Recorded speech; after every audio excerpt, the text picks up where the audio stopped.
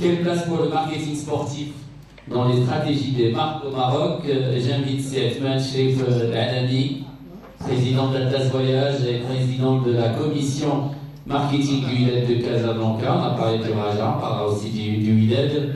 Gilbert Tony aussi, pour nous parler, il a parlé ce matin de Roland Garros aujourd'hui, de son expérience à Lacoste. Et puis, celui qui nous a réunis aujourd'hui, Jalal Hajou, directeur général d'Optimum Marketing.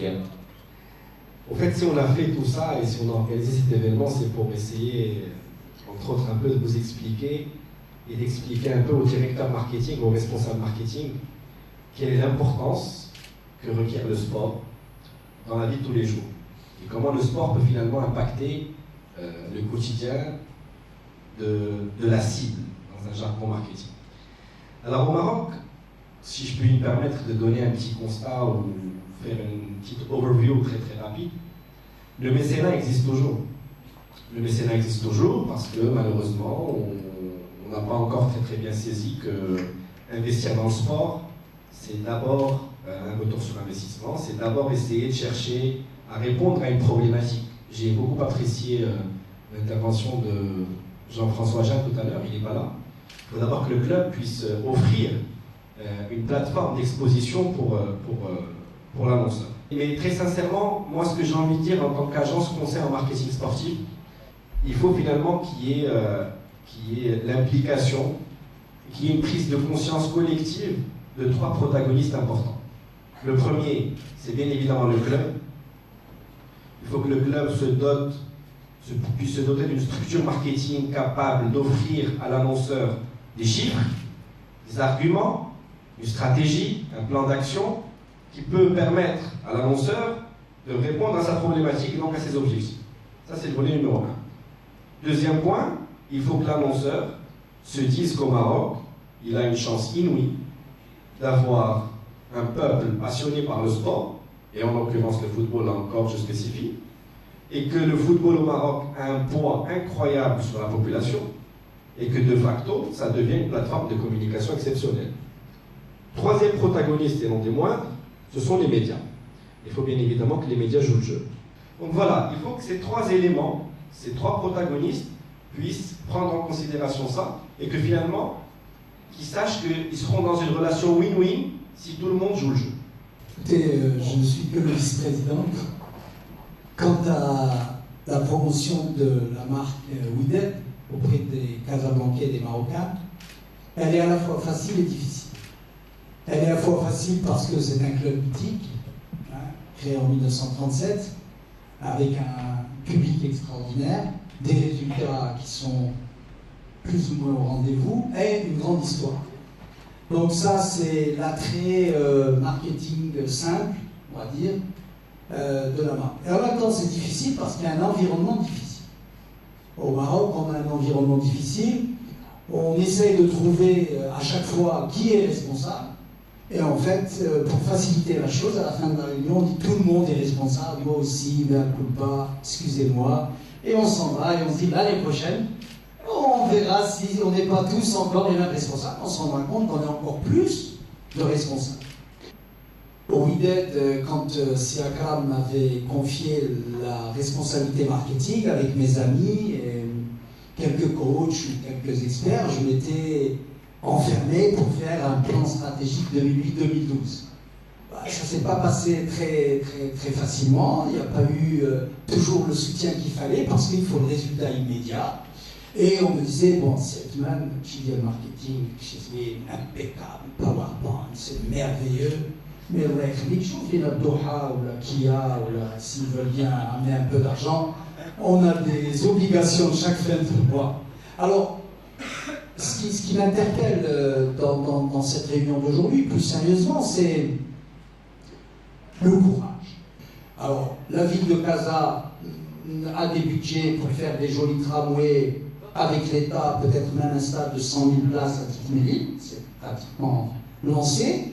Mais à côté de ça, basiquement, il n'y a pas de toilettes dans les côtés pelouses du stade Mohamed V à Casablanca. Alors comment construire tout un environnement positif, c'est pas toujours facile. Mais avec ce qu'on fait, avec ces journées, avec la conjoncture prévisionnelle et les infrastructures nouvelles qui quand même arrivent à sortir, on est optimiste. Aujourd'hui, nous sommes partisans de rentrer dans le sport avec une stratégie à partir de 2011-2012, une stratégie beaucoup plus structurée, avec des études, des objectifs plus clarifiés, plutôt que du spontané et du coup par coup. Mais nous sommes partisans qu'il faut avancer. Si on n'avance pas, on n'a pas confiance ni à notre environnement de proximité, ni à notre pays, ni à nos valeurs, ni à l'entreprise finalement qu'on dirige. On ne peut plus au Maroc rester hypocrite, individuel et attendre que la médaille d'or arrive pour commencer à s'intéresser à tel ou tel sport. Je pense que chaque patron marocain, chaque entrepreneur marocain, chaque institution marocaine doit véritablement faire un diagnostic, un bilan prévisionnel et s'y investir. Il faut se mettre dans la peau de la personne que je veux convaincre. Il ne faut pas venir avec ses arguments. Moi, je veux développer les centres de formation au Maroc, mais si la personne en face, ça ne l'intéresse pas, vous n'allez pas l'attirer. Il faut d'abord le comprendre. Moi, le conseil que je donne à tous mes étudiants, vous allez à un entretien, vous avez lu avant tout ce qui s'est écrit depuis 2 ans sur cette société. Vous connaissez son organigramme par cœur, vous connaissez ses problématiques de com, vous savez si elle veut s'internationaliser ou pas, vous savez si elle est familiale ou pas. Vous faites la carte d'identité parfaite de cette entreprise, vous allez à l'entretien, vous avez déjà multiplié vos chances par 10. C'est pareil pour quelqu'un qui cherche des sponsors. Si vous savez tout de Coca-Cola au Maroc, quand vous allez à l'entretien, vous allez augmenter vos chances. Aujourd'hui, la problématique qui existe, c'est mettons-nous en route. Alors, ne commençons pas à diaboliser les uns et les autres. Il y a autant de valeurs dans l'entreprise qu'il y en a dans le sport. Et il y en a autant dans le sport qui sont négatives qu'il y en a dans l'entreprise qui sont négatives.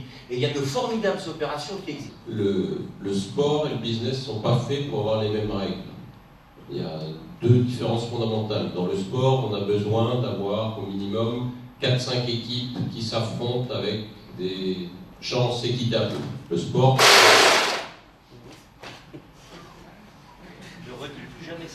C'est les sponsors qui font pas.